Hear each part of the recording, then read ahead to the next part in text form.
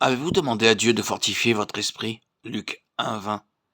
Et vous servez-vous des moyens prescrits pour le fortifier? Comment? Non seulement par la nourriture, mais encore par l'exercice. Un esprit fort s'obtient par l'exercice. C'est pourquoi Dieu permet cette lutte. Notre esprit se fortifie dans cette guerre et c'est pourquoi Dieu permet cette guerre. Nous avons besoin d'un esprit vraiment fort plus que d'un corps fort et même plus que d'une forte intelligence. Notre intelligence sera fortifiée si nous possédons un esprit qui la vivifie, car c'est dans cet esprit que le Saint-Esprit demeure. C'est le sanctuaire de Dieu, c'est l'endroit où Dieu demeure, et il faut que la force de Dieu toute-puissante entre dans notre esprit jusqu'à ce qu'il soit fortifié dans le Seigneur, dans sa force toute-puissante. Remarquez par quel moyen l'esprit se fortifie dans le Seigneur. Il nous est donné dans le 11e verset de ce chapitre 4 des Éphésiens. Revêtez-vous de toutes les armes de Dieu afin que vous puissiez résister.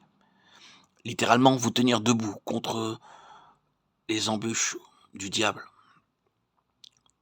Dit-il aux embûches du monde? Non. Des gens? Non. Mais du diable. Afin que vous puissiez résister aux embûches du diable. Ici, nous voyons une position de l'esprit qui nous est indiquée, afin que nous puissions résister à un ennemi invisible et spirituel qui trame des embûches dans un but bien défini. Ces embûches sont placées pour nous attirer hors de notre position. Il y a beaucoup d'enfants de Dieu qui ont été attirés hors de cette position. Ils ont connu jadis les chants de victoire et savaient les chanter en voyant le Seigneur disperser l'ennemi. Mais les embûches se sont tramées autour d'eux et le chant de victoire s'est tu.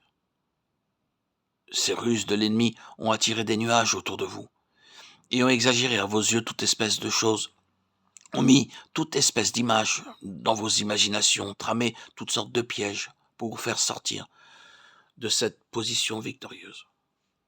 Avez-vous revêtu toute l'armure de Dieu pour résister dans cette position de votre esprit dans le Seigneur, contre les embûches du diable? Lisons ce qui suit.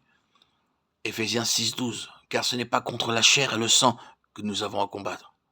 Cette guerre ne se passe donc pas ici sur terre et nous ne devons pas marcher dans cette sphère terrestre. Nous avons à combattre contre cet ennemi qui se cache derrière la chair et le sang. Enfants de Dieu, si vous voulez apprendre à attaquer l'ennemi qui se trouve derrière la chair et le sang, réclamant la victoire au nom du Seigneur Jésus, rien ne résistera devant votre offensive, ni devant votre chant de victoire, au nom de Jésus. Nous avons à combattre. C'est donc un combat. Cela signifie se tenir debout en esprit contre quelque chose qui vient contre vous en esprit. Quand vous réalisez votre union avec Christ, vous devenez véritablement conscient de l'approche de votre ennemi invisible. Avec le Saint-Esprit demeurant dans votre esprit, il vous arrivera de reconnaître instantanément une résistance qui surgira spontanément en vous contre l'ennemi invisible. Votre esprit deviendra de plus en plus habile, efficace, pour discerner ceci.